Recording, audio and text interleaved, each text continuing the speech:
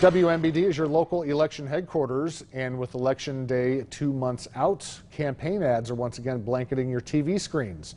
This week, the House Majority PAC hit airwaves with an ad slamming Republican Esther Joy Hood in the 17th Congressional District race. Tonight, WMBD's Matt Sheehan puts this ad to the truth test. She's a fraud. A liar. Strong words for the first week of the political window headed into November's election. One of the hottest congressional races in the entire nation. Illinois' 17th district is gearing up for a heated contest between Republican Esther Joy King and Democrat Eric Sorensen. This ad we will be looking at today was pushed out by the House Majority PAC, makes three major claims attacking Esther Joy King. So let's dive right in on the truth or lack thereof of these claims. Esther Joy King claimed she ran 3 companies. But there's little evidence they exist. She claimed. Claim 1, citing a Politico article from October 2020. The 3 companies in question are 364 Social, GRP 21, and Flashbulb Media.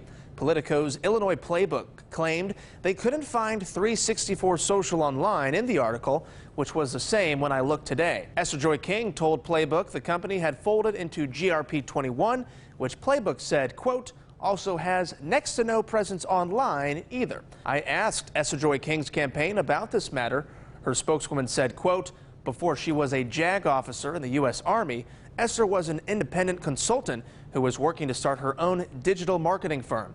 Like so many entrepreneurs, she changed the name of her consulting firm. She started with the name Flashbulb Media, then changed it to 364 Social, and then eventually folded 364 Social into GRP 21.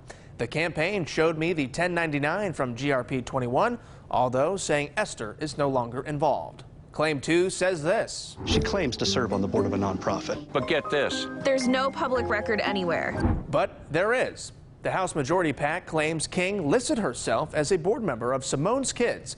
It's a nonprofit based in Georgia. The PAC looked at Form 990s on back to 2016 with no findings of her being a board member. This is true, but if they would have gone back one more year, they might have seen different. In response to my request, the founder and president of Simone's Kids provided proof King was a board member of the nonprofit from May 2015 to May 2016. She provided multiple meeting minutes with her name in attendance and said, quote, Esther continues to be a great friend of our charity, and she was a devoted member of our board. I'm disappointed anyone would suggest otherwise, end quote. Lastly, let's look at Claim 3. One job she did have. Inflated her title, fired in less than a year. This is a two-parter. The inflated her title claim comes from a 2021 interview she did with your local election headquarters, where she stated she was the Director of Entrepreneurship, Innovation, and Technology for the state of Illinois. What I loved, Mark, about working for the state of Illinois as Director of Entrepreneurship, Innovation, and Technology. This is mirrored on her LinkedIn page, where to this day it still says that.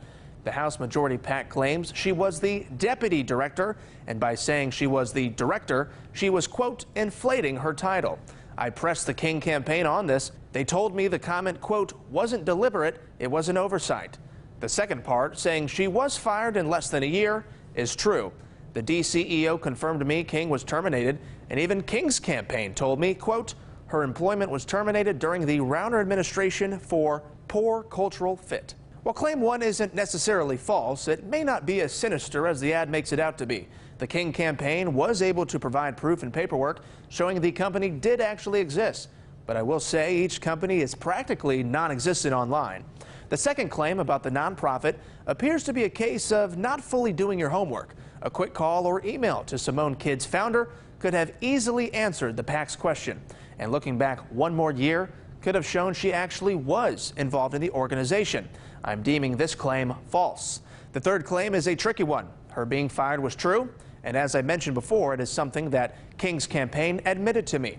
Although in a previous interview, King told your local election headquarters she and the department decided to, quote, split ways. We did not agree on the methodology and some of the values that were being placed, and we split ways.